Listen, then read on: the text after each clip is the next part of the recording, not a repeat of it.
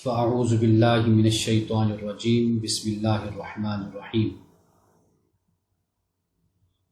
آج سورۃ البقرہ کا 26واں رکوع ہے اور اس کے میرے پاس سوالات ویسے تو 13 ہیں، لیکن اس میں اگر 4 اور شامل کر لیں تو یہ 17 سوالات بنتے تھے، لیکن چونکہ ان سوالات میں تکرار تھی تو اس لیے جہاں پہ سوال میرے پاس آیا اور تکرار ہو رہی ہے سوال کی، یعنی ایک جیسا سوال ہے، تو وہاں پہ میں نشاندہی کر دوں گا تاکہ پوچھنے والے کے سوال کا جواب مل جائے اور انہیں یہ معلوم ہو جائے کہ میں نے ان کے سوال کو ایڈریس کیا ہے۔ سب سے پہلا سوال ہے کہ بنی اسرائیل کو واضح نشانیاں، یعنی یہاں پر قرآن مجید میں آیتم بینہ کہا گیا۔ آیا ویسے تو واحد ہے، سنگولر ہے، لیکن اس کی جمع آیات ہے، لیکن گرامیٹیکلی یہاں پر یہ فرمایا گیا کہ ہم نے کتنی نشانیاں ان کو دی، یعنی کتنی واضح نشانیوں میں سے کئی نشانیاں ہم نے ان کو دی، تو یہاں پہ یہ بیان کیا گیا، اس لیے آیتم بینہ ہے، یعنی آیا ایک نشانی کو کہتے ہیں، آیات نہیں ہیں، لیکن یہاں پر مراد یہی ہے کہ جو بھی اللہ سبحانہ و تعالیٰ نے واضح نشانیاں قوم یہود کو، بنی اسرائیل کو دی، اس کا اعلان ہے یہاں پر۔ اب سوال یہ کیا گیا کہ واضح نشانیاں کیا ہیں، کیا دی تھی اللہ نے؟ تو واضح بات ہے کہ واضح نشانیاں یہاں پر معجزات ہیں، حضرت موسیٰ علیہ السلام کو دیے گئے تھے، جیسے عصا کا ڈالنا، آپ زمین پر ڈالتے تھے تو وہ سانپ بن جاتا تھا، اژدہا بن جاتا تھا، اور اسی طرح ید بیضا، روشن ہاتھ، اور اسی طرح حضرت موسیٰ علیہ السلام نے پانی پہ عصا مارا تو پانی نے راستہ دے دیا، اور اسی طرح اسرائیلیوں کے دشمن یعنی فرعون اور اس کا لشکر وہ ڈوب گیا تھا۔ یہ سب معجزات ہیں، یعنی آنکھوں سے سب کچھ دیکھا اور یہ روایت ہوا، آنے والی نسلوں کو اس کے بارے میں معلوم ہوا۔ یہ وہ معجزات تھے، یہ وہ واضح نشانیاں تھیں جو حضرت موسیٰ علیہ السلام کے ذریعے سے بنی اسرائیل کو دی گئیں، اور بنی اسرائیل کے سامنے تھا یہ سب کچھ۔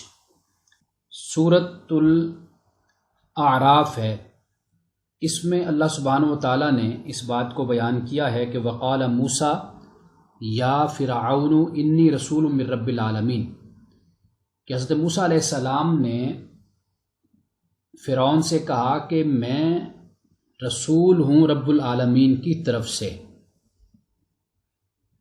حقیق علی اللہ اقول علی اللہ الا الحق، اور حقیقت یہ کہ میں اللہ پہ کوئی ایسی بات نہیں کہتا مگر میں حق کہتا ہوں۔ اب فرمایا قد جئتکم ببینۃ من ربکم، کہ میں تمہارے پاس تمہارے رب کی طرف سے نشانی لایا ہوں، فارسل معی بنی اسرائیل، اور میرے ساتھ بنی اسرائیل کو بھیج دے۔ اب یہاں پہ حضرت موسیٰ علیہ السلام نے بینہ فرمایا، یعنی مراد کیا ہے کہ واضح نشانیاں میں لایا ہوں جو میری رسالت اور نبوت کی علامت ہے۔ اور یہ بھی آپ دیکھیے کہ کوہ طور شق ہوا، 12 چشمے بھی پھوٹے، یہ ہم پڑھ کر آئے سورۃ البقرہ میں، اور من و سلوہ بھی اترا، یہ سب کے سب واضح نشانیاں ہیں جس کی طرف قرآن پاک نے اشارہ کر دیا۔ تو اس لیے اللہ سبحانہ و تعالیٰ نے فرمایا کہ بنی اسرائیل سے پوچھئے کہ کس قدر اور کتنے کھلے نشان، واضح نشان ہم نے ان کو دیے تھے۔ اب اس کے بعد جو دوسرا سوال ہوتا ہے وہ بھی اسی آیت میں ہی ہے، اور یہ آیت نمبر ہے 211 جس پہ ہم بات کر رہے ہیں۔ اس میں ایک سوال یہ ہے کہ یہاں پہ اللہ سبحانہ و تعالیٰ نے نعمت کا ذکر کیا ہے۔ نعمت کیا ہے؟ ویسے تو نعمت کا اگر ہم لفظ معنی اس کا سمجھنا چاہیں لغوی طور پر، وہ جو اچھی چیز ہوتی ہے، جیسے قرآن نے نعم الثواب کہا، بہترین ثواب، تو اس لیے نعمت یا نعمہ اس کا مطلب تو یہ بنتا ہے۔ لیکن اب جب اللہ سبحانہ و تعالیٰ اس لفظ کو بیان کرتا ہے قرآن مجید میں تو واضح بات ہے کہ اس کا کوئی سیاق و سباق ہوگا۔ تو یہاں پر جو ایک اس کا سیاق بن رہا ہے وہ بنی اسرائیل کی قوم بنی اسرائیل ہے، جنہیں اللہ تعالیٰ نے واضح نشانیاں دی۔ اب واضح نشانیاں جو ان کو دی گئیں، اس کے بعد کیا کیا؟ انہوں نے اللہ کی نعمت کو تبدیل کر دیا۔ اب سوال یہ کیا گیا ہے کہ نعمت سے کیا مراد ہے؟ سمپل اور سادہ جواب تو یہ ہے کہ نعمت سے مراد ہے ہدایت، شریعت، اللہ کا دین، جو اللہ تعالیٰ نے بنی اسرائیل کو بھی عطا کیا تھا۔ لیکن یہ جو ایمان کے بجائے کفر کا راستہ اختیار کرنا ہے نا، یہ در حقیقت تبدیلی اس کا نام ہے۔ الم تر الی الذین بدلوا نعمت اللہ کفرا، کیا تو نے دیکھا نہیں ان لوگوں کو کہ جنہوں نے اللہ کی نعمت کو کفر میں بدل دیا؟ اللہ کی نعمت کیا تھی؟ ایمان تھا۔ اللہ کی نعمت کیا تھی؟ اسلام تھا۔ اللہ کی نعمت کیا تھی؟ تورات تھی۔ اللہ کی نعمت کیا تھی؟ انجیل تھی۔ اللہ کی نعمت کیا تھی؟ رسالت اور نبوت حضرت موسیٰ اور عیسیٰ کی تھی، اور محمد صلی اللہ علیہ وسلم کو بھی رسول اور نبی بنا کر بھیجا۔ یہ یعنی ماضی کی میں بات کر رہا ہوں۔ تو انہوں نے بدل دیا اللہ کی نعمت کو۔ اچھا، جو یہ لفظ بدلہ ہے نا، تبدیل جیسے ہم بولتے ہیں، اب اس کے مختلف معانی بھی ہو سکتے ہیں، اور وہ سارے معانی قوم یہود کے کردار میں اور ان کی تاریخ میں ہمیں نظر آتے ہیں۔ یعنی مثال کے طور پر ترمیم کرنا، ترمیم یعنی احکامات جو ہوئے ان میں ترمیم کر دی تورات میں، یا اس کا مطلب تحریف ہو سکتا ہے۔ تحریف کس کو کہتے ہیں؟ تحریف ہے حرف شیء عن وجہہ، یعنی ایک شے کا صحیح رخ جو ہے اس کو تبدیل کر دینا، یہ تحریف ہو جاتی ہے، اور اسی کا نام تبدیلی بھی ہو سکتا ہے۔ تو یہاں پہ نعمت جب اللہ نے ذکر کیا کہ انہوں نے نعمت کو بدل دیا اللہ کی، تو اس نعمت سے مراد ہے اللہ کی ہدایت، شریعت، دین، اس کو انہوں نے بدل دیا۔ احکامات کو، تورات میں جو کچھ تھا اس میں تحریف کر دی۔ یعنی اب تحریف سے ایک تو ہے کہ بالکل تبدیل کر کے رکھ دیا۔ اگر یہ نہیں بھی ہوا تو کم از کم یہ تو ہوا نا کہ جو تورات کی آیات ہیں ان کو انہوں نے من مانا مفہوم پہنانے کی کوشش کی۔ یعنی تحریف کا ہم مطلب لیتے ہیں کہ متکلم جو کہتا ہے وہ بات بیان کرنے کے بجائے اس سے بات کو بدل کر بیان کرنا، تو یہ تحریف ہوتا ہے۔ تو کم از کم یہ اس لیول پر تو انہوں نے تحریف کی تھی۔ تو یہاں پہ اللہ سبحانہ و تعالیٰ نے اسی بات کو بیان کیا ہے کہ ان کے پاس میرا دین آیا، لیکن انہوں نے اس میری نعمت کے آنے کے بعد اس کو تبدیل کر دیا، اس کو بدل دیا۔ یہ دوسرا سوال ہے۔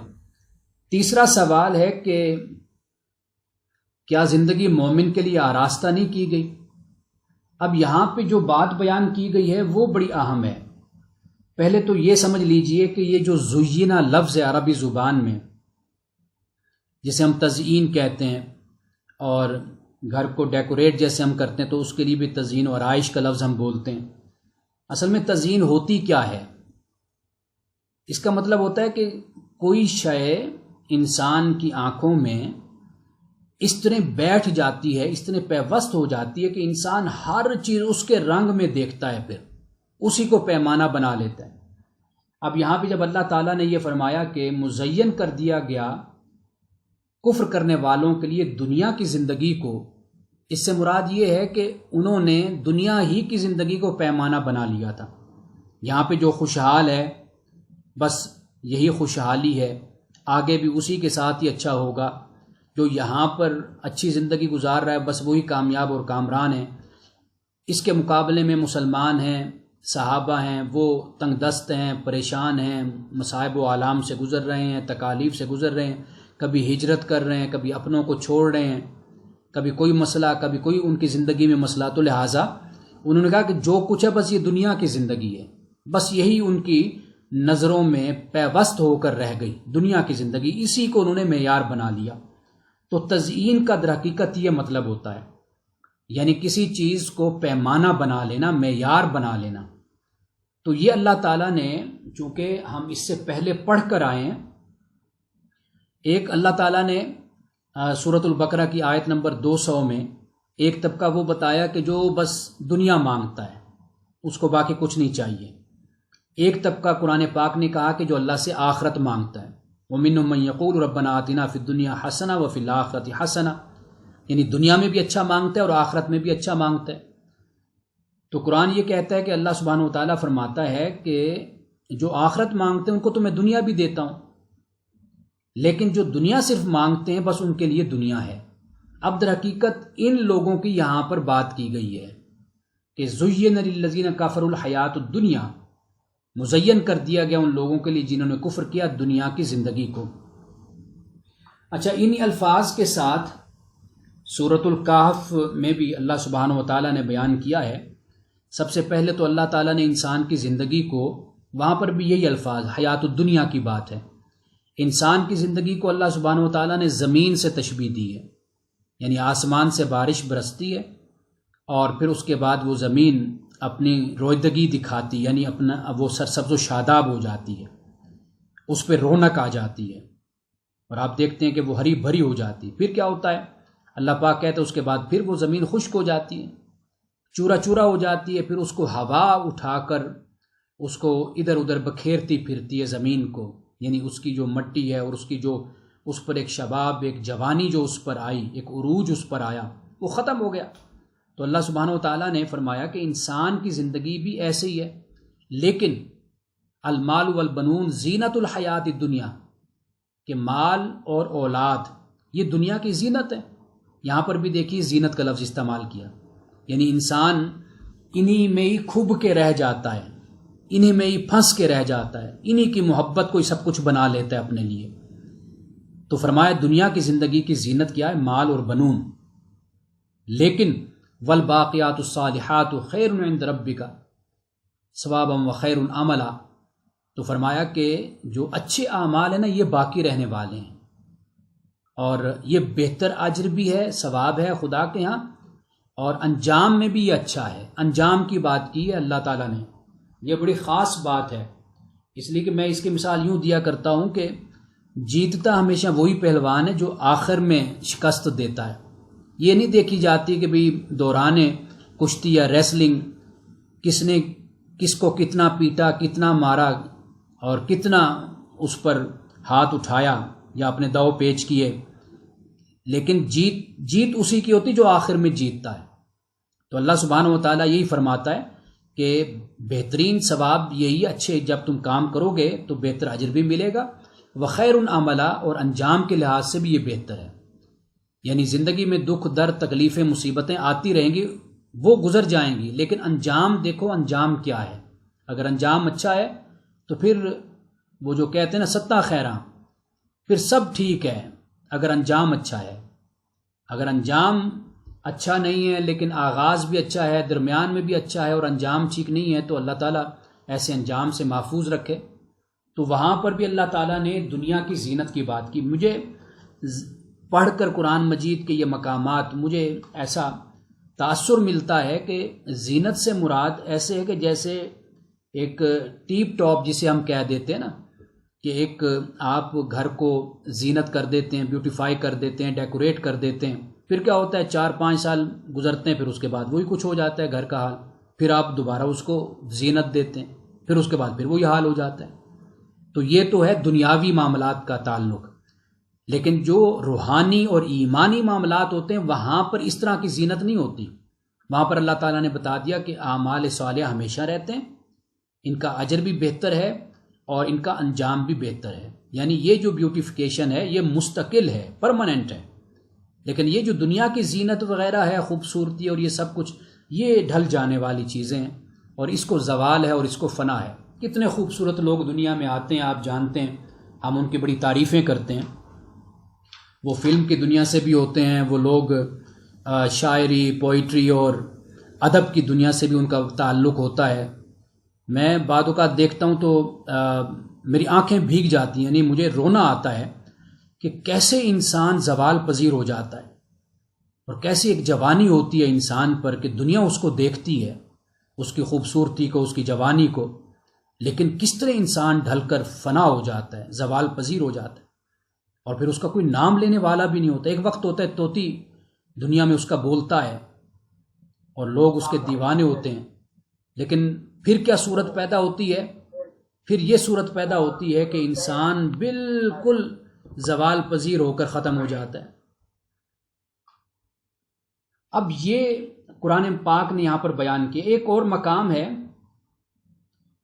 جس میں سورۃ آل عمران ہے اور آیت نمبر ہے 14، اس میں فرمایا زُيِّنَ لِلنَّاسِ حُبُّ الشَّهَوَاتِ مِنَ النِّسَاءِ وَالْبَنِينَ وَالْقَنَاطِيرِ الْمُقَنطَرَةِ مِنَ الذَّهَبِ وَالْفِضَّةِ وَالْخَيْلِ الْمُسَوَّمَةِ وَالْأَنْعَامِ وَالْحَرْثِ، کہ لوگوں کے لیے مزین کر دیا گیا ہے، یعنی یہ جو مرغوبات دنیا ہیں ان کی محبت کو، وہ کیا ہے؟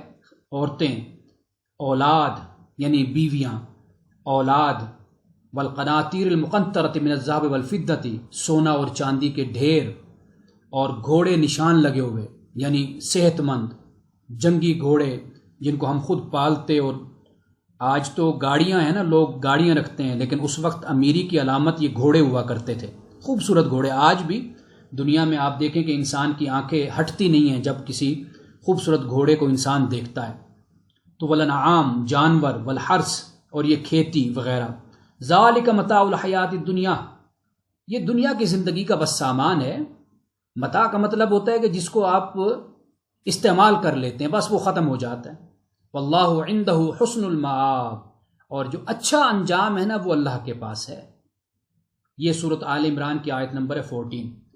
تو اسی طرح شیطان نے بھی دھوکہ دینے میں جو لفظ استعمال کیا تھا نا، قرآن مجید جسے بیان کرتا ہے، وہ بھی زینت کا لفظ ہے، کہ جیسے سورۃ الحجر میں ہے 39 آیت ہے کہ قال رب بما اغویتنی، اب شیطان کہتا ہے اللہ تعالیٰ سے کہ اے رب، کہ تو نے جس وجہ سے مجھے اغوا کیا ہے نا، دھوکہ دیا، تو لأزینن لہم فی الارض، میں ان کے لیے یعنی جن کی وجہ سے تو نے میرے ساتھ ایسا کیا، یعنی آدم اس کی نسل، ان کے لیے میں زمین کو مزین کر دوں گا، زمین کو خوبصورت کر دوں گا۔ وَلَأُغْوِيَنَّهُمْ أَجْمَعِينَ، اور پھر میں ان کو دھوکہ دوں گا، ان کو اغوا کروں گا۔ یہاں پر دیکھیے لَأُزَيِّنَنَّ کے الفاظ ہیں، اور پھر اسی طرح فرمایا فَيُحِلُّوا مَا حَرَّمَ اللَّهُ زُيِّنَ لَهُمْ سُوءُ أَعْمَالِهِمْ، کہ جسے اللہ نے حرام کیا یہ اسے حلال کر لیتے ہیں، اور ان کے برے اعمال ان کے لیے مزین کر دیے گئے، کہ برے اعمال بس کھب کر رہ گئے، انہوں نے اسی کو سب کچھ سمجھ لیا۔ تو یہ فرمایا نا، کیا زندگی مومن کے لیے آراستہ نہیں کی گئی؟ مومن کے لیے زندگی آراستہ ہے، دنیا بھی آراستہ ہے۔ قرآن نے کہا کہ مومنین سے کہا کہ بھئی دنیا سے اپنا حصہ لینا مت بولو، دنیا کے اچھے ہونے کی بھی دعا کرو۔ لیکن فلسفہ زندگی میں بڑا فرق ہے۔ ایک ہے کہ بس یہی زندگی ہے، وہ جو کہتے ہیں نا بابر عیش بکوش کہ زندگی دوبارہ نیست، کہ بابر بس یہاں پر مزے کر لو اس لیے کہ یہ زندگی دوبارہ نہیں آنی، یہ ایک علیحدہ فلسفہ زندگی ہے۔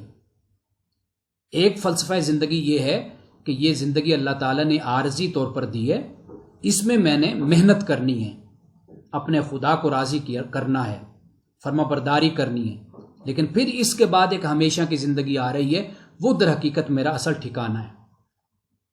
یہ تصور مختلف ہے، ہرگز یہ نہیں ہے کہ اگر یہ تصور قائم کر لیا جائے تو پھر یہ دونوں انتہائیں بن جائیں گی، ایک طرف کافر آخرت کا انکار کرتا ہے، دوسری طرف مومن دنیا کا انکار کرتا ہے۔ یہ نہیں تصور اسلام کا۔ اسلام کا تصور یہ ہے کہ یہ دنیا اور اگلی دنیا، یہ دونوں مومن کے پیش نظر رہتی ہیں، اور کافر کے پیش نظر صرف دنیا کی زندگی ہے، کیونکہ وہ آخرت کو مانتا نہیں ہے۔ تو اس لیے یہاں پر مزین سے مراد در حقیقت ایک خاص بات کی طرف اشارہ کیا گیا ہے کہ جو کفار و مشرکین خیال کرتے تھے اس دنیا کے بارے میں، اور جو ان کا عقیدہ تھا آخرت کے حوالے سے، اس کی طرف اشارہ کر کے یہاں پر بیان کیا گیا ہے۔ اب اس کے بعد چوتھا سوال ہے، یہ بھی میں بتاتا چلوں آپ کو کہ جو سوال نمبر 2 ہے یہ ریپیٹ ہوا ہے، تو اس لیے میں نے اس کا جواب نہیں دینا۔ یوں سمجھ لیجئے کہ جو دوسرے سوال میرے پاس 5 آئے تھے، ان میں سے دوسرا سوال یہ تھا کہ نعمت سے کیا مراد ہے، ذرا الفاظ کے اختلاف کے ساتھ، تو لہٰذا یوں سمجھ لیجئے کہ 3 سوال ہمارے ہو گئے، بلکہ 4 سوال ہو گئے۔ اب اس کے بعد چوتھا سوال یعنی 5واں، وہ یہ ہے کہ تقویٰ سے کیا مراد ہے۔ یعنی یہاں پر خاص طور پر پوچھا گیا ہے کہ چونکہ یہاں پر یہ فرمایا گیا کہ کافروں کے لیے مزین کر دیا گیا دنیا کی زندگی کو، اور یہ کافر مذاق اڑاتے ہیں، ان سے ہنسی کرتے ہیں جو ایمان لائے۔ والذین اتقوا فوقہم یوم القیامت، اور جو تقوی اختیار کرتے ہیں، یہ ایمان والے اور تقوی اختیار کرنے والے، یہ قیامت کے دن ان سے اوپر ہوں گے، یعنی کفار سے اوپر ہوں گے۔ اب یہاں پہ ایمان کے بعد جب تقوی کا ذکر کیا گیا نا، تو یہاں پر تقوی سے مراد یہ ہے کہ مستقل مزاجی کے ساتھ اللہ کے احکام کے پیروکار بنے رہے ہیں، یعنی تقوی اختیار کیے رکھا ہے۔ یعنی ایسا نہیں کیا انہوں نے کہ یہ گھبرا گئے ہوں، پریشان ہو گئے ہوں، ایمان تو لے آئے لیکن کمزور ہو گئے ہوں، ایسا نہیں ہے، بلکہ کفار کے ستانے کے باوجود، تمسخر اڑانے کے باوجود، تنگ کرنے کے باوجود، اللہ سبحانہ و تعالیٰ بیان یہ کرتا ہے کہ آمنوا والذین اتقوا، کہ یہ پھر بھی تقوی پر قائم رہے۔ تو یہاں پر تقوی کا یہ معنی ہم لیں گے، یعنی اللہ سبحانہ و تعالیٰ نے صرف ایمان والوں کا یہاں نہیں ذکر کیا، بلکہ ایمان والوں کے ساتھ تقوی والوں کا بھی ذکر کر دیا۔ یعنی ایمان تو ایک درجہ ہو گیا، بہت بڑا مقام اور مرتبہ ہو گیا یہ، لیکن تقوی سے مراد اس بات کی طرف اشارہ ہو گیا کہ حالات جیسے بھی تھے، انہوں نے اللہ تعالیٰ کے احکامات کی پابندی کی، تو اس لیے یہاں پر تقوی سے مراد یہ ہو گیا۔ اب اس کے بعد سوال نمبر 5 ہے، اور یہ سوال ہے کہ آیت نمبر 213 میں امت واحدہ یعنی ایک جماعت سے کیا مراد ہے؟ یہ سوال ہے، امت واحدہ سے کیا مراد ہے؟ پہلے تو میں 2-3 مقامات قرآن مجید کے آپ کے سامنے رکھنا چاہتا ہوں، پھر اس کے بعد بات خود بخود واضح ہو جائے گی، کیونکہ قرآن خود اپنی تفسیر کر دیتا ہے۔ سورۃ الانبیاء کی آیت نمبر ہے 92-93، یہاں پہ فرمایا ان ھذہ امتکم امۃ واحدہ، بے شک یہ تمہاری امت ایک امت ہے، انبیاء علیہ السلام کی جماعت، سورۃ الانبیاء میں ایک امت، وانا ربکم فاعبدون، اور میں تمہارا رب ہوں پس میری عبادت کرو، وتقطعوا امرهم بینہم کل الینا راجعون۔ فرمایا کہ یہ جو لوگ ہیں نا بعد میں آنے والے پیروکار، پیروی کرنے والے، یہ یہود و نصارہ، اس وقت تو امت ابھی تشکیل پا رہی تھی صحابہ کی صورت میں، تو یہ جو لوگ ہیں یہ کیا کرتے ہیں؟ یہ اللہ کے دین کو آپس میں ٹکڑے ٹکڑے کر دیتے ہیں۔ اب یہاں پر دیکھیے کہ یہ مفہوم واضح ہو جاتا ہے کہ امت تو ایک ہی ہے، لیکن پھر ہوا کیا؟ پھر اس کے بعد اختلافات پیدا کر لیے۔ یہ یہاں پر بیان کر دیا کہ امت ایک ہے، یعنی دین ایک تمہیں دیا گیا، حضرت آدم سے لے کر رسول اللہ صلی اللہ علیہ وسلم تک دین ایک ہے، اور امت بھی ایک ہے۔ کیوں امت ایک ہے؟ جب دین ایک ہے تو امت بھی ایک ہے، لیکن پھر کیا کیا؟ ان لوگوں نے بعد میں خود تفرقے پیدا کر لیے، خود اختلافات پیدا کر لیے۔ پیغمبر آئے لیکن ان پیغمبروں کی تعلیمات کو انہوں نے مانا اور تسلیم نہیں کیا۔ اچھا، ایک اور مقام ہے، یہ سورۃ آل عمران کی آیت نمبر 19 ہے، یہاں پر فرمایا ان الدین عند اللہ الاسلام، کہ بے شک دین اللہ کے نزدیک اسلام ہے، یعنی دین فقط اسلام ہے۔ اور سورۃ الحج میں انشاءاللہ ہم اس ہفتے کو پڑھیں گے کہ اللہ تعالیٰ نے مسلمین جو نام دیا، ہمیں بھی مسلم نام دیا، بلکہ آدم علیہ السلام سے لے کر محمد رسول اللہ صلی اللہ علیہ وسلم تک سب امتوں کو مسلم ہی نام دیا۔ تو یہ بعد میں نام ہمارے بنے، کوئی یہودی بن گیا، کسی نے خود کو یہود کہا، کسی نے نصارہ کہا، کسی نے کسی مذہب سے خاندانی تعلق سے اپنا نام رکھ لیا، ہم نے اپنے آپ کو کوئی بریلوی بن گیا، کوئی دیوبند، کوئی وہابی، کوئی شیعہ، کوئی اہل حدیث، یہ بعد کی باتیں ہیں۔ لیکن اللہ سبحانہ و تعالیٰ نے قرآن میں ساری امت آدم سے لے کر محمد رسول اللہ تک سب کا نام مسلم رکھا ہے۔ تو یہاں پر یہ فرمایا کہ بے شک دین اللہ کے نزدیک فقط اسلام ہے۔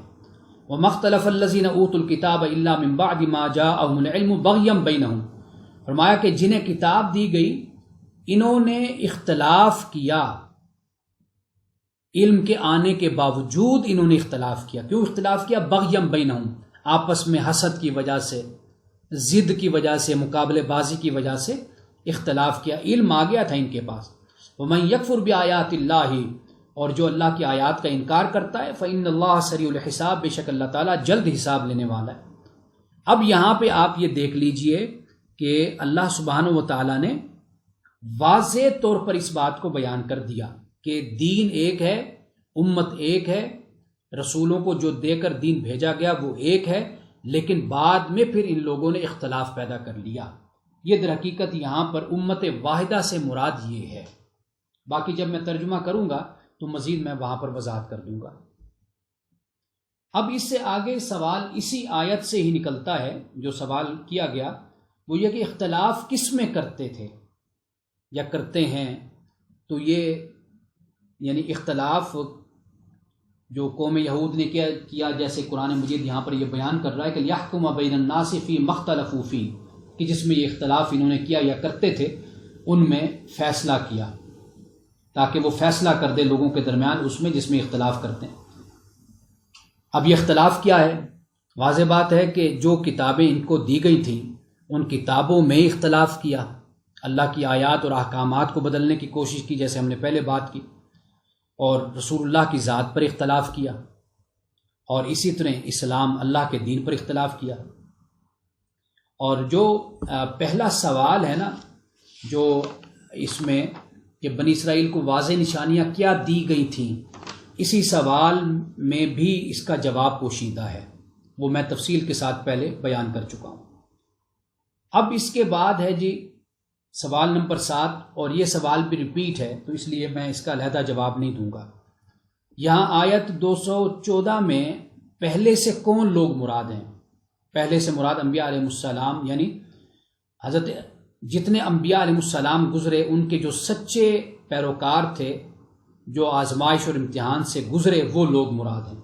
یعنی یہاں پر اللہ سبحانہ و تعالیٰ نے یہ فرمایا نا کہ کیا تم یہ خیال کرتے ہو کہ جنت میں تم ایسے ہی چلے جاؤ گے؟ اور ابھی تو وہ حالات پیش نہیں آئے تمہیں جو تم سے پہلی قوموں اور انبیاء علیہ السلام کے پیروکاروں کے ساتھ پیش آئے تھے۔ تو وہاں پہ پہلے سے مراد انبیاء علیہ السلام کے صحابہ، سچے پیروکار، اور جو آزمائش اور امتحان سے گزرے۔ بخاری شریف کی ایک حدیث ہے، حضرت خباب بیان کرتے ہیں، اس سے آپ کو اندازہ ہو جائے گا کہ کن تکالیف سے پہلے لوگ گزرتے تھے۔ کہتے ہیں کہ رسول اللہ صلی اللہ علیہ وسلم سے مسلمانوں نے کفار کے ظلم و ستم کی شکایت کی، اور رسول اللہ اس وقت کعبۃ اللہ کے سائے میں بیٹھے ہوئے تھے، اور چادر کے ساتھ آپ نے تکیہ لگایا ہوا تھا۔ آپ نے مسلمانوں نے آپ سے یہ گزارش کی کہ آپ ہمارے لیے مدد طلب کریں اللہ تعالیٰ سے، یعنی ہم ان کے ظلم و ستم سے تنگ آ گئے ہیں۔ تو رسول اللہ نے کیا فرمایا؟ آپ نے فرمایا کہ تم سے پہلی امتوں میں ایک شخص کے لیے زمین میں گڑھا کھودا جاتا تھا اور اس کو گڑھے میں کھڑا کر دیا جاتا تھا، اور پھر آرے کو اس کے سر پر رکھ کر اس کا سارا جسم چیر دیا جاتا تھا۔ اور یہ چیز بھی، یعنی یہ جو سلوک اس کے ساتھ ہوتا تھا کہ اس کے جسم کے 2 ٹکڑے ہو جاتے تھے، لیکن یہ چیز بھی، یہ ظلم و ستم بھی اس کو اللہ کے دین سے ہٹا نہیں سکتی تھی۔ اور آپ نے یہ بھی فرمایا کہ کسی شخص کے جسم کو لوہے کے کنگھی سے چھیل دیا جاتا تھا، وہ کنگھی اس کے گوشت اور اس کی ہڈیوں کو کاٹتی ہوئی چلی جاتی تھی، اور پھر بھی اس کے پائے استقامت میں، پائے ثبات میں پھر بھی کوئی لغزش اور کوئی جنبش نہیں آتی تھی۔ یہ رسول اللہ صلی اللہ علیہ وسلم نے اس موقع پر فرمایا بخاری شریف میں، کہ جب صحابہ نے عرض کی نا یا رسول اللہ صلی اللہ علیہ وسلم، جیسے یہاں پر بھی بیان ہے کہ متی نصر اللہ، کہ اللہ کی مدد کب آئے گی؟ الا ان نصر اللہ قریب، خبردار سن لو کہ بے شک اللہ کی مدد قریب ہے۔ تو اسی سے متعلق یہ دیکھیے کہ رسول اللہ صلی اللہ علیہ وسلم نے کس طرح اپنے صحابہ کو بتایا کہ ابھی تم پر تو وہ تکلیفیں نہیں آئیں جو تکلیفیں پہلی اقوام پر، انبیاء علیہ السلام کے پیروکاروں پر آئی تھی۔ اب اس کے بعد جو سوال ہے جی، وہ سوال نمبر 8، وہ یہ کہ سوال کرنے والے کون لوگ ہیں؟ کیونکہ یہاں پر پوچھا گیا رسول اللہ صلی اللہ علیہ وسلم سے، یسألونک ماذا ینفقون، کہ یہ آپ سے پوچھتے ہیں کہ کیا خرچ کریں، کیا خرچ کریں، یہ آپ سے پوچھتے ہیں۔ اب یہ پوچھنے والے، واضح بات ہے کہ صحابہ کی جماعت تھی، کہ صحابہ نے رسول اللہ صلی اللہ علیہ وسلم سے پوچھا کہ ہم کیا خرچ کریں. اب ان کو جو جواب دیا گیا، جواب تو یہ دیا گیا کہ جو خیر سے تمہارے پاس ہے نا وہ خرچ کرو. والدین پر خرچ کرو، قریبی رشتہ داروں پر خرچ کرو، یتامہ پر، مساکین پر اور مسافروں پر خرچ کرو. لیکن اسی طرح سورۃ النساء کی آیت نمبر ہے 36، اس میں چند لوگوں کا اضافہ کیا گیا ہے خرچ کرنے میں. ایک تو قرابت دار ہیں. اچھا، قرابت دار یعنی ہمسائے. اب ہمسائے دو قسم کے ہوتے ہیں، ایک وہ جو قرابت دار ہمسایہ ہوتا ہے، ایک وہ جو بیگانہ اجنبی ہمسایہ ہوتا ہے، اور پھر ہم نشین، ندیم، دوست. یعنی دوست بھی نہ کہیے بلکہ ایسے ہی کہ جیسے انسان کبھی چلا جاتا ہے نا کسی کے پاس، ویسے گزرتے ہوئے سلام دعا ہوتی ہے، یا باربر کے پاس، نائی کے پاس چلے جاتے ہیں، یا کوئی ایسی جگہ جہاں پہ کوئی خرید و فروخت آپ کر لیتے ہیں تو آپ کی ایک سلام دعا ہو جاتی ہے. اس کو پھر والصاحب بالجنب کہا جاتا ہے، یعنی جس سے آپ کی سلام دعا ہوتی ہے. تو اللہ تعالیٰ نے قرآن مجید میں ان لوگوں کا بھی ذکر کیا ہے کہ جن سے آپ کی سلام دعا بھی ہے نا، بے شک وہ بہت زیادہ آپ کے دوست نہیں ہیں، رشتہ دار نہیں ہیں، آپ کے ہمسائے نہیں ہیں، قریبی ہمسائے بھی نہیں ہیں، مسافر بھی نہیں ہیں، وہ یتامہ، مساکین، والدین. لیکن فرمایا کہ جن سے تمہاری سلام دعا بھی ہوتی ہے نا ہلکی پھلکی، ان کا بھی خیال کیا کرو. اب اس کے بعد ایک اور مقام ہے، یہ سورۃ الانفال میں، یہاں پر والدین کا ذکر نہیں ہوا. اور سورۃ الحشر ہے، اس کی آیت نمبر 7 ہے، اس میں بھی والدین کا ذکر نہیں ہے. والدین کا ذکر اس لیے نہیں کیا گیا چونکہ اس کا تعلق جنگی حالات کے ساتھ ہے، کہ وہاں پر جب آپ تقسیم کرتے ہیں تو وہاں پر ایک دوسرا پیمانہ ہوتا ہے جہاں پر خیال دوسروں کا کیا جاتا ہے. لیکن والدین کی جب ایک مجھے ذاتی طور پر جب مخاطب کر کے کہا جائے گا تو وہاں پر واضح بات ہے کہ مجھ پر یہ ذمہ داری ڈالی جائے گی کہ تمہارے والدین سب سے پہلے ہیں، تم ان کا خیال کرو. اور ویسے بھی اگر دیکھا جائے تو وہاں پر جو اسلوب اور انداز اختیار کیا گیا تو اس میں خود بخود جو قریبی لوگ ہیں رشتہ داری میں، تعلق میں، ان کا نمبر واضح طور پر پہلے آ جاتا ہے. تو لیکن یہ چند مقامات ہیں جو میں نے آپ کو بتا دی کہ یہاں پہ اللہ سبحانہ و تعالیٰ نے جن کو دینا ہے، خرچ کرنا ہے، ان کا ذکر یہاں پر کیا ہے.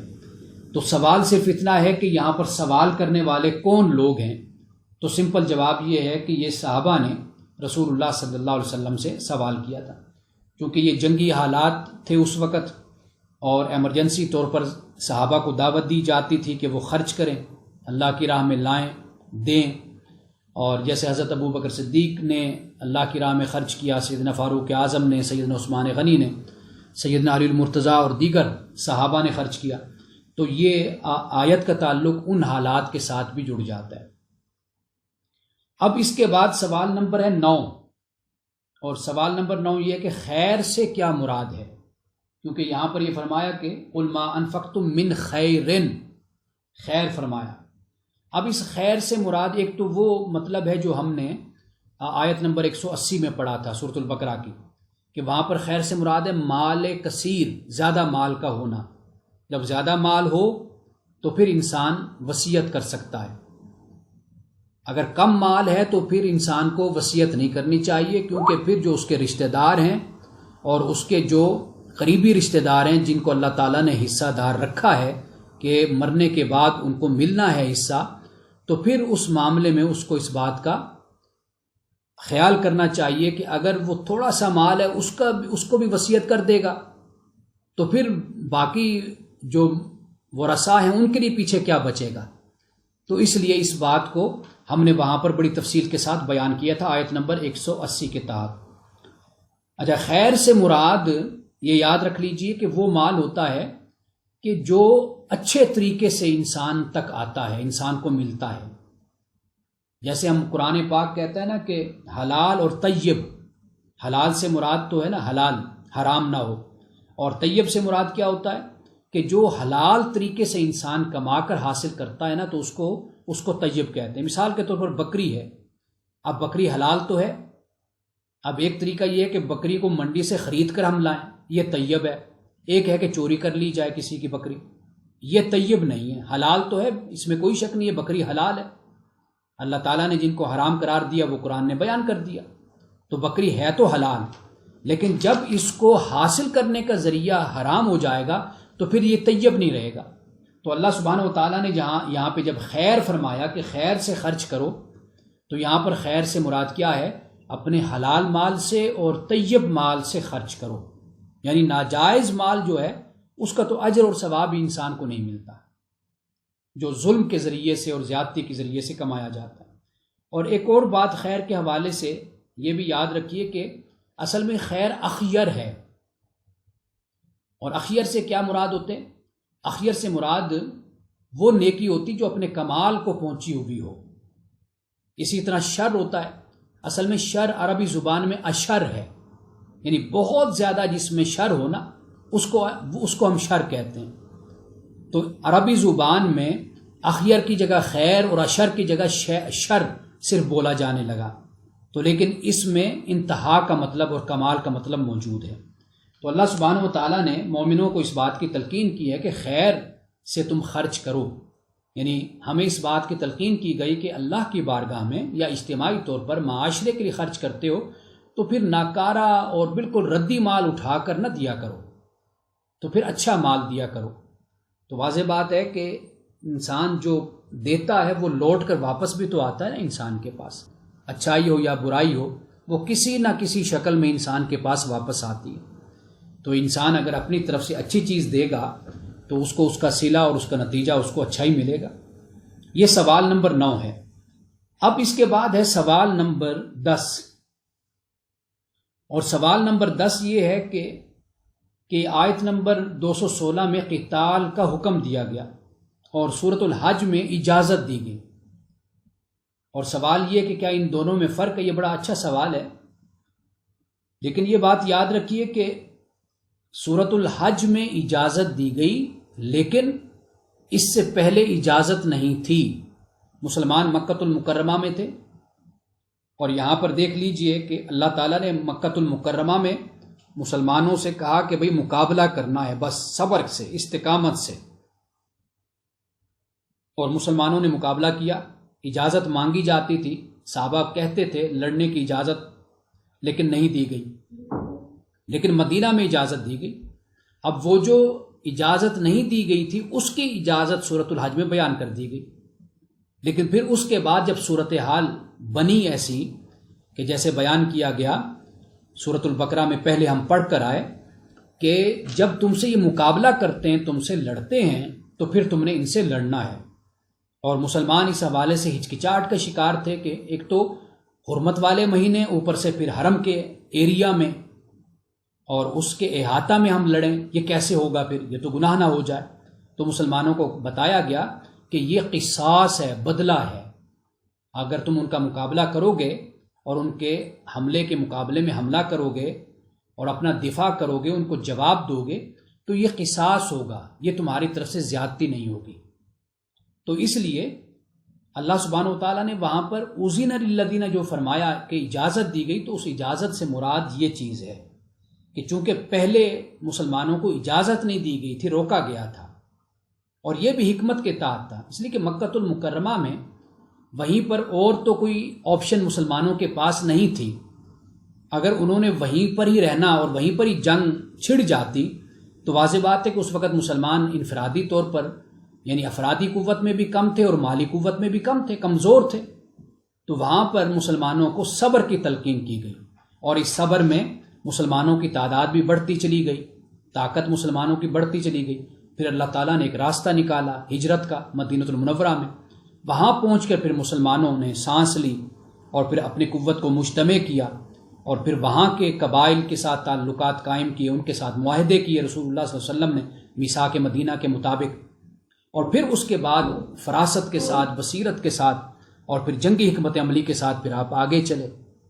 تو وہ حکمت کے تحت بات تھی کہ مکہ میں اجازت نہیں دی گئی، پھر مدینہ میں اجازت دی گئی، اور پھر اس کے اللہ تعالیٰ نے اس کی حکمتوں کو بھی بیان کر دیا، اغراض اور مقاصد کو بھی، یہ کیوں تمہیں اجازت دی گئی۔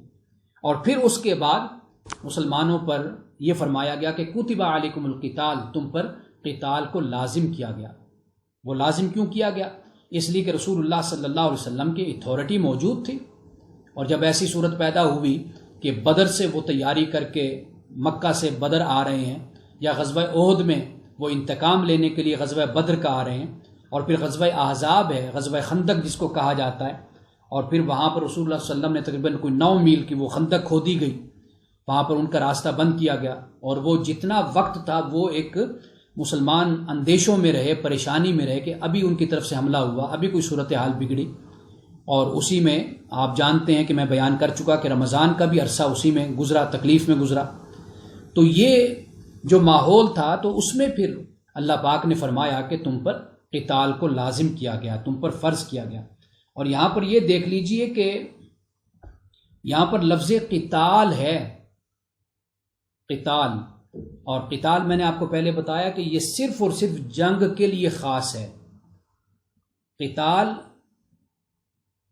میں جہاد پورا نہیں ہے، لیکن جہاد میں قتال ہے، یعنی قتال جہاد میں موجود ہے لیکن جہاد قتال میں نہیں ہے، اس لیے کہ جہاد ہماری پوری زندگی پہ پھیلا ہوا ہے۔ قرآن پاک اس بات کو بیان کرتا ہے کہ وجاہدہم بہ جہادن کبیرا، سورۃ الفرقان میں فرمایا کہ اس قرآن کے ذریعے سے بڑا جہاد کرو۔ اب قرآن کوئی تلوار کا نام تو نہیں ہے نا، کوئی تلوار تو نہیں ہے قرآن تو علم کی کتاب ہے، وحی الہی ہے، تو فرمایا اس کے ذریعے سے تم جہاد کرو، کوشش کرو، آگے بڑھو۔ تو لہٰذا قتال کا تعلق صرف آپ یوں سمجھ لیجیے جیسے ہم بیٹل کہہ دیتے ہیں نا، تو یہ ایک لحاظ سے بیٹل ہو گئی، لیکن وار ہم کہتے ہیں، وہ وار جو ہے وہ آپ کو پتہ ہے کہ وہ ہم کرپشن کے خلاف بھی وار کرتے ہیں، ہم اس کے علاوہ جو خرابیاں برائیاں ہوتی ہیں اپنے معاشرے میں اس کے خلاف ہم جنگ کرتے ہیں۔ تو وہ جو جنگ کرنا ہے وہ ایک مختلف معنی میں ہو جاتا ہے، یعنی اس کا وسیع معنی ہے، وہ جہاد آپ اس کو کہہ سکتے ہیں، وہ قلم سے بھی ہے، وہ علم سے بھی ہے، وہ اخلاق سے بھی ہے، وہ کردار سے بھی ہے، وہ قرآن مجید کے ذریعے سے بھی ہے، ہاں وہ تلوار سے بھی ہے، یعنی ایک جز ہے قتال جہاد کا، پورا جہاد یہ نہیں ہے۔ تو اس تصور کو بھی واضح کیا جانا چاہیے مسلمانوں میں، کہ مسلمانوں کو یہ پتہ چلے کہ ہم لڑنے کے لیے تو تیار ہو جاتے ہیں کہ ہم مخالف قوت ہے، یا فلاں دین کا اور مذہب کا ماننے والا ہے، یا فلاں ہم کافر کہتے ہیں کہ ان کے خلاف ہم نے لڑنا ہے، لیکن یہ بھی تو جہاد ہے نا جو ہم نے اپنے معاشروں میں کرنے ہیں۔ آج ہمارے معاشرے اخلاقی پستی اور گراوٹ کا شکار ہیں، اس کی وجہ کیا؟ اس کی وجہ یہ کہ ہم نے جہاد چھوڑ دیا اپنے معاشروں میں، ہم نے دوسروں کے خلاف جنگ کرنا، لڑنا یا قتال کرنا، اس کو ہم نے اپنے اوپر طاری کر لیا، لیکن ہم نے یہ نہیں سوچا کہ ہمارے معاشرے جس تباہی اور ہلاکت تک پہنچے ہوئے ہیں اس کی وجہ کیا ہے؟ اس کی وجہ یہ ہے کہ ہم نے کمپرومائز کر لیا، ہم نے جہاد نہیں کیا اپنے معاشروں میں۔ رسول اللہ صلی اللہ علیہ وسلم اسی بات کی تلقین فرماتے تھے کہ جب جہاد سے آتے تو آپ نے اپنے معاشرتی، سماجی، خاندانی اور اپنی جو عملی زندگی ہے اس کو بھی آپ نے جہاد قرار دیا۔ تو اس جہاد کی طرف ہمیں لوٹنا چاہیے۔ اگر ہم یہ جہاد کر لیں گے تو اگلا جہاد خود بخود ہو جائے گا، تو اس بات کو ذہن میں رکھا جائے۔ تو یہاں پر اللہ سبحانہ وتعالیٰ نے قتال کا ذکر کیا ہے، اور یہ فرمایا کہ کتب علیکم القتال، تم پر قتال کو لازم کر دیا گیا ہے، وَوَقُرْ لَكُمْ، اگرچہ تمہیں پسند نہ ہو۔ یہ اگلا سوال ہے 11 نمبر، لیکن میں یہاں پر ایک آیت کوٹ کرنا چاہتا ہوں۔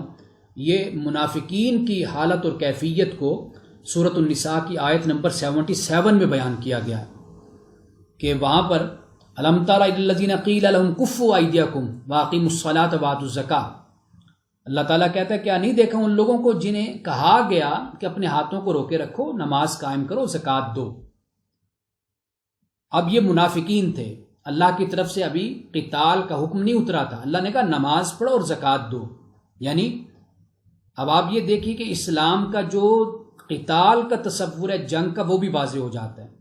اللہ تعالیٰ مسلمانوں کو تیاری کا حکم دے رہا ہے، کس سے؟ نماز سے اور زکوٰۃ سے، یعنی خرچ کرنے سے اور اپنے تزکیہ نفس سے، خشیت سے، اللہ کی بارگاہ میں عجز و انکساری سے، تضرع سے، خشوع اور خضوع سے، اس کی پہلے تلقین کی جا رہی ہے۔ یعنی اپنے آپ کو اللہ تعالیٰ کے کہے کے مطابق ایسا انسان، ایسا مسلمان بناؤ۔ جب تم اس معیار پر پورا اترو گے نا، پھر اس کے بعد فرمایا فلما کتب علیہم القتال، کہ پھر تم پر ان پر قتال کو لازم کیا گیا۔ لیکن ایک فریق ان میں سے ایسا ہے کہ لوگوں سے ایسے ڈرتا ہے جیسے اللہ سے ڈرنا چاہیے، اور کہتا ہے کہ بھئی کیا کچھ دیر کے لیے یعنی اس قتال کو ابھی ٹالا نہیں جا سکتا، اس کو مؤخر نہیں کیا جا سکتا؟ لیکن پہلے منافقین کا طریقہ کیا تھا؟ وہ کہتے تھے کہ جی جلدی کریں، بس ہم تو تیار بیٹھے ہوئے ہیں جنگ کرنے کے لیے، قتال کرنے کے لیے۔ لیکن جب حکم آ گیا تو پھر بہانے گھڑنے لگ گئے۔ تو قرآن پاک نے اس کو بیان کیا۔ تو یہ میں نے بات اس لیے بیان کی کہ اگلا جب سوال میں بیان کروں گا تو اس کے ساتھ اس کا تعلق قائم ہو جائے گا۔ اب کیا فرمایا کہ سوال نمبر 11 ہے کہ کیا جنگ صحابہ کرام کو ناپسند تھی جبکہ اس کا بڑا مقام و مرتبہ ہے؟ اب دیکھیے کہ اللہ تعالیٰ نے جب یہ فرمایا وَهُوَ كُرْهٌ لَكُمْ کہ یہ تمہارے لیے ناپسند ہے یعنی سخت ہے تمہارے لیے، كُتِبَ عَلَيْكُمُ الْقِتَالُ وَهُوَ كُرْهٌ لَكُمْ کہ یہ تمہیں ناگوار ہے کہ تم پر قتال کو فرض کیا گیا۔ اب واضح بات ہے کہ منافقین بھی تو مسلمانوں میں شامل تھے نا، تو ایک لحاظ سے ان کو یہ بات بتا دی گئی، سنا دی گئی کہ تم نے اپنے آپ کو ظاہراً تو مسلمان تم اپنے آپ کو کہتے ہو، لیکن حقیقت کیا ہے کہ تمہارے اندر یہ ایک گراوٹ تمہارے اندر موجود ہے، یہ پستی تمہارے اندر موجود ہے کہ تمہارے اندر نفاق ہے، ظاہراً خود کو مسلمان کہتے ہو، اندر سے تم مسلمان نہیں ہو۔ ایک تو اس طرف بھی اشارہ ہو جاتا ہے۔ اس لیے قرآن پاک میں سورۃ النساء کو جب ہم انشاءاللہ پڑھیں گے، آپ دیکھیں گے اللہ تعالیٰ نے خطاب تو مومنین سے کیا، لیکن در حقیقت اس میں جو میسج اور پیغام ہوتا ہے وہ پیغام منافقین کو دیا جا رہا ہے کہ تم اپنے آپ کو مسلمان کہتے ہو تو سنو، پھر اس طرح مسلمان بنو، یہ رویہ نہ اختیار کرو، یہ تمہارے اندر جو نفاق ہے اس کی وجہ سے تم بیزاری اور ناگواری کا اظہار کرتے ہو۔ تو یہاں پر بھی وہ ایک تو پہلو یہ ہو جاتا ہے۔ تو ہرگز ایسا نہیں ہے کہ صحابہ کو جنگ ناپسند تھی، قتال ناپسند تھا۔ صحابہ جانتے تھے اس کا بڑا مقام اور مرتبہ ہے، اور جیسا کہ میں نے ابھی آپ کو بتایا کہ صحابہ نے کس طرح اپنی جان کو، اپنے من، تن، مال، متاع سب کچھ اللہ کی راہ میں قربان کیا تھا۔ اس جیسی جماعت تو پھر آسمان نے دیکھی ہی نہیں صحابہ کے چلے جانے کے بعد، اور قیامت تک کوئی ایسی جماعت دوبارہ نہیں آئے گی کہ جو اتنی مخلص ہو اور اتنی اعلیٰ جماعت۔ جیسے میں نے ہفتہ کے درس میں آپ کو بتایا تھا کہ والذین اتبعوہم بإحسان رضی اللہ عنہم ورضوا عنہ، اللہ پاک تو یہ کہتا ہے کہ جو ان کی پیروی کرے گا نا، اللہ کہتا ہے میں تو ان سے بھی راضی ہو گیا جو میرے رسول کے صحابہ کی پیروی کریں۔ یہ واحد جماعت ہے قرآن نے جن کو اللہ نے کہا کہ میں ان سے راضی ہو گیا، یہ اللہ سے راضی ہو گئے۔ یہ واحد جماعت ہے کہ زندگی میں، دنیا میں اللہ تعالی نے ان کو جنت کی خوشخبری سنا دی، بخشش و مغفرت کی خوشخبری سنا دی تھی۔ تو اس لیے صحابہ کے بارے میں یہ خیال نہیں کیا جا سکتا، لیکن اس کو ایک اور پہلو میں بھی دیکھا جا سکتا ہے، وہ آپ کے لیے، میرے لیے، سب انسانوں کے لیے، وہ یہ ہے کہ ہم ایک کسی کام میں تکلیف محسوس کرتے ہیں کرنے میں۔ مثال کے طور پر جیسے نماز، صبح کی نماز کا وقت ہے، اٹھنا کتنا مشکل لگتا ہے، نیند سے اٹھنا، یا سردیاں ہیں تو پہلے زمانے میں ٹھنڈے پانی سے وضو کرتے تھے، آج تو گیزر لگے ہوئے ہیں۔ اور اسی طرح بہت سی تکالیف ہمیں زندگی میں آتی ہیں، نیکی کی راہ میں ہم اختیار کرتے ہیں۔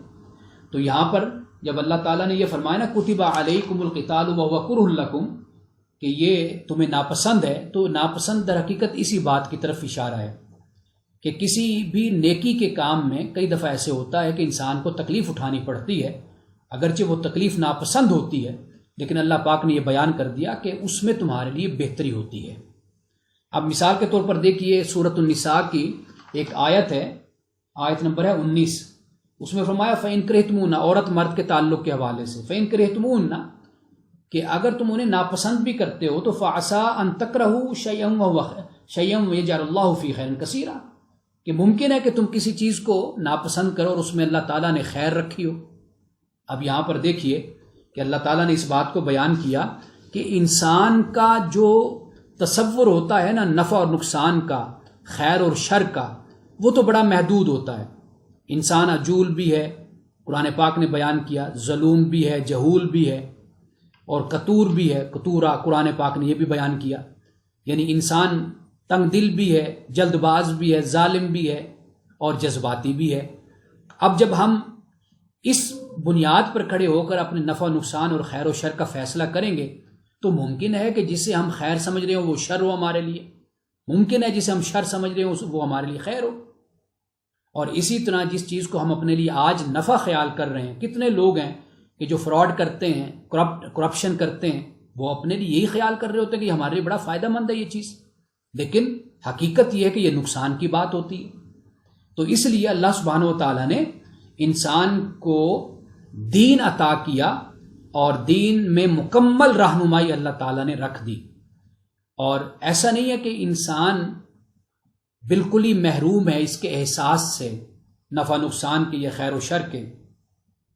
اصل معاملہ یہ ہوتا ہے کہ انسان ٹھوکر کھاتا ہے، اور اللہ تعالیٰ نے اسی ٹھوکر سے اور گمراہی سے بچانے کے لیے اللہ تعالیٰ نے انسان کو ہدایت عطا کی ہے۔ تو یہاں پر اس لیے یہ فرمایا کہ ممکن ہے کہ تم کسی چیز کو پسند کرو وہ تمہارے لیے اچھی نہ ہو، اور ممکن ہے جس چیز کو تم ناپسند کرو وہ تمہارے لیے اچھی ہو۔ مثال کے طور پر ہم اپنی نوجوانی کو اور بچپن کو دیکھیں، ہمیں بیٹھ کر پڑھنا اور رات کو جاگنا یا تیاری کرنا وہ کتنا مشکل لگتا تھا یا ناپسند لگتا ہوتا ہوگا، لیکن اب آپ دیکھیے کہ ہمیں وہ وقت، کہ اگر ہم نے وہ وقت محنت میں گزارا، مشقت میں گزارا، تو آج ہم اللہ کا شکر ادا کرتے ہیں کہ اللہ تعالیٰ نے ہمیں اس وقت اپنی تعلیم اور علم کی طرف توجہ دی۔ اور اس عمر میں ہم دوستوں کے ساتھ بیٹھنا اس کو پسند کرتے تھے، لیکن ہمارے بزرگ سمجھاتے تھے کہ بھئی وقت ضائع ہوتا ہے، اچھے اور برے کا فرق کرنا چاہیے، اچھا کون ہے برا کون ہے۔ اس وقت ہمیں اپنے بڑوں کی بات پسند نہیں آتی تھی، لیکن آج ہم شکر ادا کرتے ہیں کہ ہمیں بڑوں نے سمجھایا اور ہمیں روکا اور ہمیں ایسی بری محفلوں سے بچایا اور ہمیں اچھا ماحول دیا۔ لیکن انسان خود ہی فرق کر کے سمجھ سکتا ہے کہ ایک وقت ہوتا ہے کہ انسان جس چیز کو اپنے لیے فائدہ مند سمجھ رہا ہوتا ہے، پسند کر رہا ہوتا ہے، آنے والے وقت میں جب اس کو میچورٹی ہوتی ہے اس میں، تو اس کو پتہ چل جاتا ہے کہ ہاں وہ میرا فیصلہ درست نہیں تھا۔ تو اللہ سبحانہ و تعالیٰ نے یہ قتال کے حوالے سے در حقیقت انسان کو یہ اہم بات سمجھا دی ہے۔ تو اس لیے اس کا تعلق ہم صحابہ کے ساتھ نہیں جوڑ سکتے کہ صحابہ کو یہ ناپسند ہے۔ تو وہ میں نے واضح کر دیا کہ وہاں پر ایک تو خطاب منافقین سے ہو گیا جو خود کو مسلمان کہتے تھے، اور دوسری بات کیا ہو گئی، وہ ہم سب کے لیے ایک انسانی فطرت ہے، طبیعت ہے کہ وہ تکلیف یا ایک مشقت محسوس کرتا ہے۔ تو اللہ نے یہ بتا دیا کہ دیکھو یہ مشقت میں ہی تمہارے لیے حقیقت میں فائدہ ہے۔ اب اس کے بعد سوال نمبر ہے 12 قرآن کریم میں، ہاں یہ سوال بھی میں نے بیان کر دیا، میں نے اس پر مارک کیا ہوا ہے کہ یہ اس کا جواب بھی میں دے چکا ہوں، تو لہٰذا جواب نہیں، یہ دوسرے رخ سے ہے سوال، اس کو میں بیان کر دیتا ہوں۔ وہ یہ ہے کہ قرآن کریم میں مال خرچ کرنے کے حوالے سے والدین، یتیم، مسکین، رشتہ دار، مسافروں کا ذکر ہے۔ ہمارے ہاں سب سے زیادہ فلاحی اداروں پر خرچ کیا جاتا ہے، کیا یہ قرآن کریم کی اس آیت کی مخالفت نہیں ہے؟ اچھا، اب مراد، یا تو سوال کرنے والا اپنا سوال واضح کرے، اگر اس سے مراد یہ ہے کہ ایک فلاحی ادارہ ہوتا ہے، اس کا پورا نظام چلانا ہوتا ہے، تو پھر تو اس میں کوئی حرج نہیں ہے، اس لیے کہ جہاں پر زکوٰۃ کے مصارف کو بیان کیا گیا ہے وہاں پر عاملین کو بھی بیان کیا گیا، یعنی زکوٰۃ عاملین پر بھی خرچ ہو سکتی ہے۔ عاملین سے مراد یعنی انتظامیہ کہہ لیجئے، عاملین سے مراد جو کارکن ہیں، جو ملازمین ہیں، جو اس ادارے میں کام کرتے ہیں، فلاحی ادارے میں، تو واضح بات ہے کہ ان کی تنخواہیں کہاں سے دی جائیں گی؟ پورے ایک نظام کو چلایا جاتا ہے۔ ہاں، اس بات کا ضرور خیال کیا جانا چاہیے کہ لیوشلی جس کو ہم کہتے ہیں، کھلی جیب اور کھلے دل کے ساتھ نہیں خرچ کرنا چاہیے، مناسب طریقے سے تنخواہیں جو حق بنتا ہے ان کا، جو وہ محنت کرتے ہیں ان کو دی جانی چاہیے۔ اور وہ کہاں سے دی جائیں گی؟ واضح بات ہے کہ جو کچھ زکوٰۃ اور یہ اکٹھا ہوتا ہے، صدقات و خیرات، انہی میں سے ان کی تنخواہوں کو بھی ادا کیا جاتا ہے اور پورا ایک نظام اور ایک سسٹم چلایا جاتا ہے۔ تو اس لیے اگر مقصود یہ ہے کہ جی اس کے نظام کو چلانے کے لیے یہ خرچ کیا جاتا ہے، تو کیا یہ خرچ کیا جانا چاہیے یا نہیں کیا جانا چاہیے؟ تو اس کا جواب سمپل یہ ہے کہ خرچ کیا جا سکتا ہے۔ اور یہ آخری سوال بھی اگرچہ میں پہلے اس کا بیان کر چکا، لیکن میں یہ بیان سنا دیتا ہوں آپ کو، اور اگر کسی نقطے کو واضح کرنا ہوا تو میں بیان کر دوں گا کہ قتال کا مفہوم کیا ہے۔ اس کے مختلف معنی ہیں، یہاں کس معنی میں ہے؟ موجودہ دور میں کس طرح اس آیت پر عمل کیا جا سکتا ہے جبکہ ریاست جہاد کرنے والوں کے خلاف آپریشن کر رہی ہے؟ قتال کا مفہوم کیا ہے وہ میں نے ابھی آپ کو بتا دیا کہ قتال بیٹل ہے، جنگ ہے، یہ مکمل جہاد نہیں ہے۔ ہم نے ان اصطلاحات کو آہستہ آہستہ ہم نے اس طرح استعمال کرنا شروع کر دیا، اور ایک صاحب عالم دین ہیں اور وہ مغرب سے ان کا تعلق ہے، اور مسلمان ہوئے، اسلام قبول کیا اور اپنے آپ کو وقف کر دیا اسلام کی خاطر۔ تو وہ یہ ایک بات کہہ رہے تھے کہ بھائی قرآن مجید تک اگر بات کو سمجھا جائے تو بات واضح ہو جاتی ہے، لیکن جب ہم روایات بیچ میں لے کر آتے ہیں تو اس سے جو ترتیب ہے دین کے احکامات کی، اعمال کی، وہ بالکل الٹ ہو جاتی ہے، اس میں کہیں نہ کوئی کمی بیشی ہو جاتی ہے۔ یعنی مثال کے طور پر میں آج یہ جب پڑھ رہا تھا تو یہ بات میرے ذہن میں اس اسکالر کی آ رہی تھی کہ جیسے اب قتال ہے، ہم نے قتال کو ہی جہاد بنا دیا۔ کیوں؟ اس لیے کہ ہمارے پاس اس پر ایک تو کافی روایات ہمیں مل جاتی ہیں، اور دوسرے نمبر پہ یہ ہے کہ ہمارا جو ماحول ہوتا ہے، سیاسی ماحول آپ کہہ لیجئے دنیا کا، وہ بھی پھر اس کو سپورٹ کرتا ہے کہ لوگوں کو کس طرح راغب کیا جائے کہ لوگ اس کے لیے تیار ہو جائیں۔ تو پھر اس کے لیے ایک بڑی اصطلاح اور ایک مقدس اصطلاح کو استعمال کیا جاتا ہے، جیسے ہمارے ہاں جہاد کو استعمال کیا گیا، لیکن حالانکہ جہاد کا ایک جز قتال بنتا ہے اور اس کی بھی بڑی شرائط ہیں، وہ میں ابھی آپ کو بتاتا ہوں۔ اس کی شرائط ہیں، شرائط کے ساتھ ہوتا ہے وہ، اور جبکہ جہاد ہے وہ میں نے آپ کو بتایا وہ ہماری ساری زندگی پر حاوی ہے، غالب ہے، ہم اپنی زندگی میں کرتے ہی جہاد ہیں اگر ہم اچھے مومن اور اچھے مسلمان ہیں۔ تو اس لیے اگر قرآن تک بات کو رکھا جائے، دیکھا جائے کہ قتال قرآن میں کس معنی میں استعمال ہوا اور جہاد کس طرح استعمال ہوا، جیسے میں نے آپ کو بتایا کہ اللہ پاک نے فرمایا کہ اس قرآن کے ذریعے سے تم بڑا جہاد کرو۔ قرآن کے ذریعے سے جہاد کرنے کو اللہ تعالیٰ نے جہاد کبیر قرار دیا ہے۔ تو یہ قرآن سے بات کو اگر دیکھا جائے، سمجھا جائے تو بات بہت آسان ہو جاتی ہے، اور اس کے مختلف معنی ہیں۔ یہاں کس معنی میں ہیں وہ میں نے آپ کو بتا دیا کہ یہاں پر قتال سے مراد یعنی جنگ ہے، بیٹل ہے۔ اچھا، موجودہ دور میں اب دیکھیے کہ اس آیت پر عمل تب ہی ہو سکتا ہے نا کہ جیسے اب ہماری ایک ریاست ہے، ایک نظام ہے، اب ریاست کی طرف سے اگر کسی دوسری قوت نے حملہ کر دیا تو ریاست اعلان جنگ کرے گی۔ اب اس میں جو شرکت ہے وہ ہم کر سکتے ہیں، لیکن ہمیں ہرگز اس بات کی اجازت نہیں ہے کہ ہم انفرادی یا پرائیویٹ طور پر ہم قتال کریں، جنگ کریں۔ یہ ریاست کے اب نظم اجتماعی ہے، یہ فقہاء نے لکھا ہے، یعنی یہ میری بات نہیں، کسی اور کی نہیں ہے، یہ بلکہ قتال کی شرائط میں یہ سب کچھ لکھا گیا ہے۔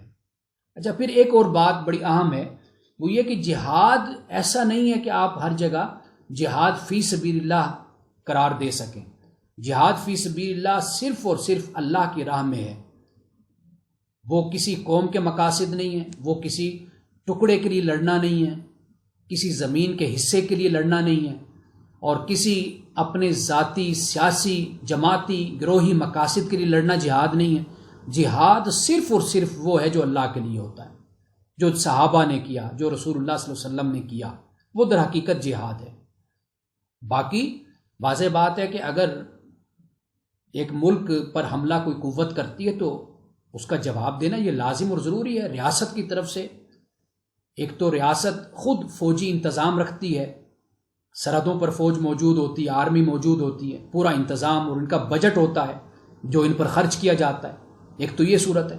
اگر اس کے باوجود بھی ریاست اعلان کرتی ہے اور بلاتی ہے کہ لوگ نوجوان آئیں اور جنگی ٹریننگ لیں اور اس میں شریک ہوں، تو پھر لازم ہے کہ سب شریک ہوں، اس میں جائیں۔ تو اس لیے ہم جب یہ بات کرتے ہیں کہ جی اب تو جہاد کرنے والوں کے خلاف آپریشن کر رہی ہے، ریاست خود کر رہی ہے، تو واضح بات ہے کہ اگر کوئی نقص امن کا باعث بنتا ہے اور کسی ریاست کے امن کو چیلنج کرتا ہے اور وہاں کی صورتحال کو خراب کرتا ہے، وہ سیوسائڈ بومبنگ ہو، خودکش حملے ہوں یا کسی اور طریقے سے، تو واضح بات ہے ریاست ان کے خلاف پھر قتال اور جنگ کرے گی، اور ریاست پر لازم ہے۔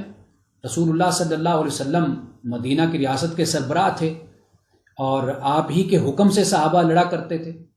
آپ کئی جنگوں میں آپ نے سپہ سالاری کی، آپ آگے چلے، کئی جنگوں میں آپ نے صحابہ کو بھیجا، تو اس وقت آپ ریاست کے والی اور حکمران تھے، آپ کے آرڈر سے اور آپ کے حکم سے ہی صحابہ جہاد کیا کرتے تھے، تو اس لیے یہ بات مد نظر رکھنی چاہیے۔ اور پھر دوسری بات، آخری بات جو اس حوالے سے عرض کروں گا، کہ جو غیر مسلموں سے جنگ کرنا ہے نا، وہ کفر کی بنیاد پر نہیں ہے کہ وہ کافر ہیں تو لہٰذا ہم نے ان سے جہاد اور جنگ کرنی ہے، بلکہ ان سے جو لڑنا ہوتا ہے وہ ظلم کی بنیاد پر ہوتا ہے۔ یعنی اس سے مراد یہ ہے کہ وہ ان کی طرف سے کوئی اقدام ہوتا ہے، کوئی سازش ہوتی ہے، کوئی حملہ ہوتا ہے، تو پھر ہم ان کے خلاف لڑتے ہیں، لیکن اس لیے نہیں ہم پر لڑنا لازم کہ جی چونکہ وہ کافر ہیں تو لہٰذا ہم نے ان سے لڑنا ہے۔ کفر کی وجہ سے نہیں لڑائی در حقیقت، جنگ در حقیقت ہے ظلم کی وجہ سے، کہ ان کی طرف سے کوئی ظلم ہوتا ہے، کوئی زیادتی ہوتی ہے، تو پھر اس کا جواب دیا جاتا ہے اور ان پر پھر چڑھائی کی جاتی ہے۔ تو یہ تقریباً کوئی 13 سوالات میرے پاس تھے جن کے میں نے جوابات دیے ہیں۔ تو انشاءاللہ تعالی آئندہ ہمارے اس دفعہ رکوع نمبر 26 ہے، تو انشاءاللہ آئندہ ہم رکوع نمبر 27 پر ہم بات کریں گے۔ بارک اللہ لنا ولکم فی القرآن العظیم ونفعنا وإیاکم بالآیات والذکر الحکیم، صدق اللہ العظیم۔